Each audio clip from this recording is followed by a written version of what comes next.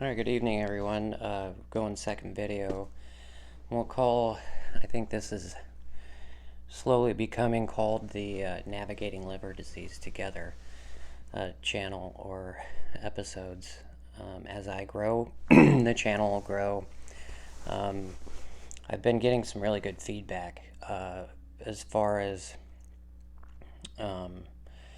having taken the leap and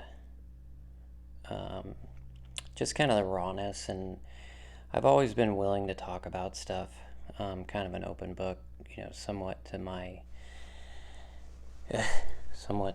demise, to some degree. But I've got a kind of a rough outline here, and then I'll finish up with a little surprise letter that I'll read. So we'll call this episode "How Did I Get Here?" So, I am here because I was diagnosed with alcoholic cirrhosis of the liver and ultimately end-stage liver disease.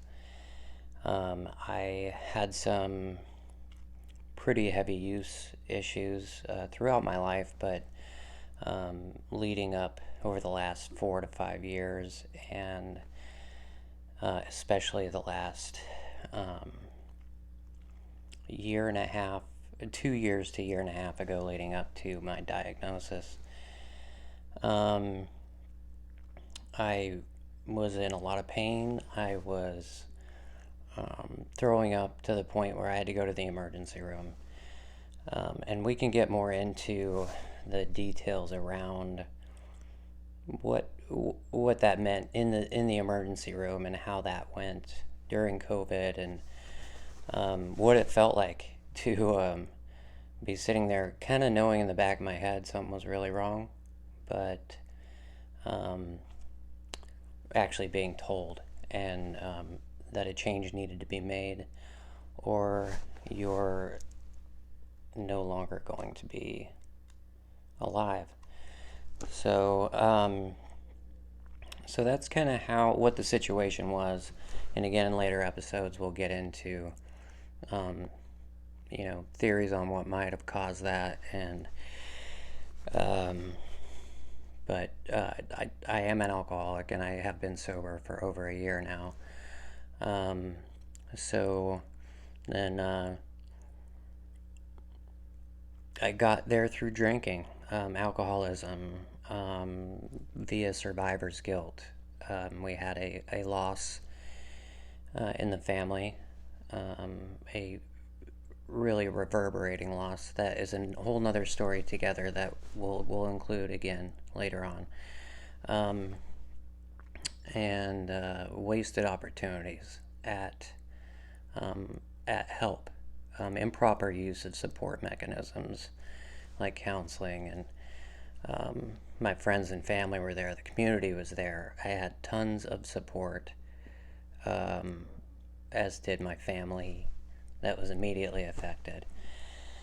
So I literally put myself in a position where I nearly drank myself to death. So what is going on right now is, as I mentioned in the previous episode, the welcome episode, I just received my transplant a little over 2 weeks ago, 2 weeks and 2 days. Surgery couldn't have gone better. After the transplant, there were some complications, some internal bleeding. I had to have my hepatic artery reconstructed, and some other things have happened to stop the bleeding, which was a separate surgery but piggybacked right on top of it. I woke up in between it to give me, I assumed to give me a break in the anesthesia, and was aware, going back in, that was an issue. So I am on a heavy dose of medication. So with transplant, you're tied to anti-rejection for the rest of your life. So as we build up those levels of anti-rejection, it basically works by suppressing your immune system to the degree that it it lets this foreign body exist and function in your system. So the medication is there for that. It's there for antibacterial, antibiotic, antiviral. As we suppress the immune system for certain things, we address individual things that could ultimately be the death of a transplant patient post-operation. So again, each one of these will dive as deep as you guys want to into it. This is therapeutic as much for people going through it, about to go through it, as it is for me. Like I said, we'll do this together, and on top of that medication, there's pretty strict dietary outlines, and I have a team devoted at the transplant center at the Swedish Hospital in Seattle, where you have a dietitian, a team of dietitians actually. You have your team of surgeons, you have your hepatology team, and they map everything out for you. That it's not their first rodeo. They've done this before, and they're extremely good at it. So that's kind of what I'm going through right now, and it's basically 3 months of I can't really do much. I can't be exposed, and it's not just the pandemic. It's not just COVID. It's anything. From the regular flu to pneumonia to you name it. So we'll cross those bridges when we get there. But over these 3 months, as those anti-rejection medications start to take hold, they're augmented via steroids and some other antivirals, and then just rest. I've felt the need to overdo it at times. I have a fun focus with this whole thing. It's kind of probably weird to hear. It sounds weird to say on camera. That this kind of gives me some drive, and I have big ideas, and it being confined to such a small space. So with that being said, I again encourage feedback. We'll get better at this via what you guys ultimately are able to glean from it, and then request from me, because there's certain things that I can't see unless you bring them to the forefront. Please subscribe. That'll help us reach more people. Thank you to those of you that have subscribed already. Numbers are looking good. Surprising, like, people are interested. So thank you for that. And I thought I'd lay out some resources that I've been doing, and I don't want to be one of those channels where you follow me around and you watch me brush my teeth and there's a camera on the end of a toothpick or something like that. I get up in the morning and I'm happy to wake up, and it wasn't like that before. I was in so much pain. I was never really a morning person, but I don't know how much of that was tied to being an alcoholic and being hungover, the majority of the time. But it feels good. I'll wake up in the middle of the night and be like, oh man, I still have a couple hours left to go until it's until it's okay to get up. So I pop up, no alarm, grab a cup of coffee, and I listen to some podcasts that my fiance has suggested over the course of this entire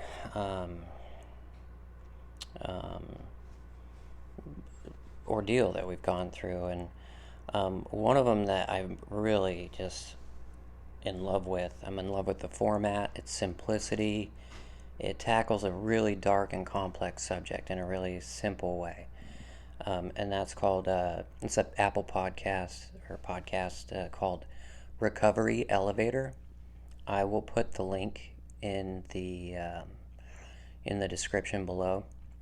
and feel free to click over. It's an online resource as well, where you can pay membership, and they have um, um, accountability specialists, or you're matched up with somebody.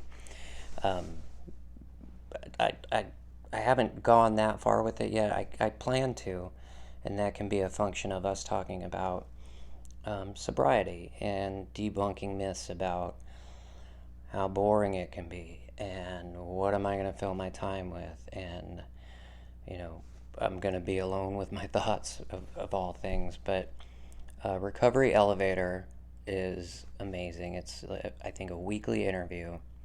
There's 300 and almost 20 episodes, so it'll keep you busy. And I listen to, one, probably two a day, and that happens, before everyone gets up, and I dig it. So again, I'll put that link in the description. And I know this video is running a little long. We're running about 11 minutes now, but my parents were over today, and I asked my mom to write some thoughts down about the whole ordeal, and about what emotions she went through, and what her observations were. So I'm gonna read what she wrote, and we'll finish it from there. And again, thanks for listening. This is so fun. Again, I hope to keep it a simple way to broach, what can be a totally useful and helpful, product or outlet, and we can only grow from here. So appreciate it. So I'll read from my mother. I heard about 3 months after the original diagnosis, and felt a shock and dismay from hearing the words end-stage liver disease. As a parent, it was devastating to listen to the results related to the diagnosis. Devastating because my youngest child in his mid-40s was suffering, and there was nothing that I, as a parent, could do. I could not convince him to make better choices, and there were no band-aids to apply.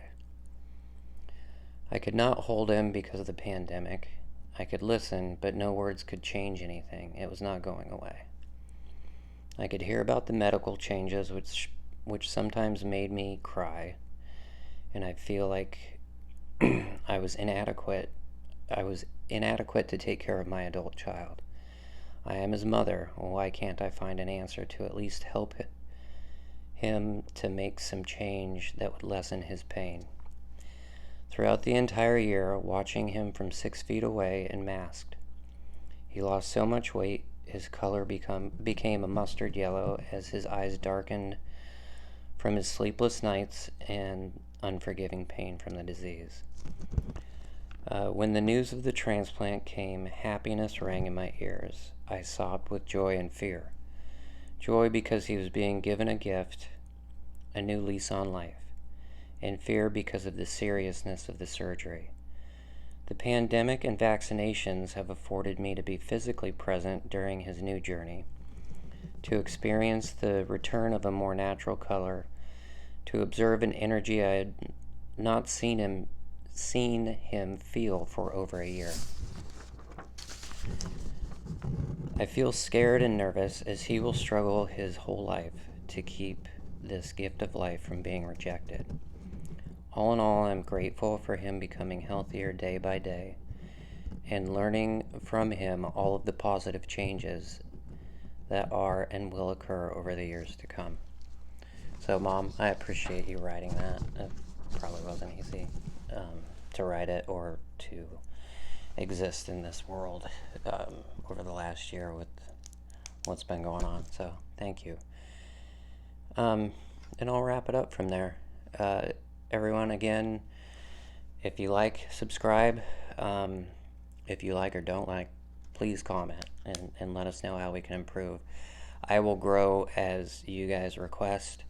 I am studying, editing and stuff, so we may dress it up a little bit more. But I think, as I've talked to some people, you know, the flaws and the imperfections bring individuality. So hopefully, this helps, and we will see you soon.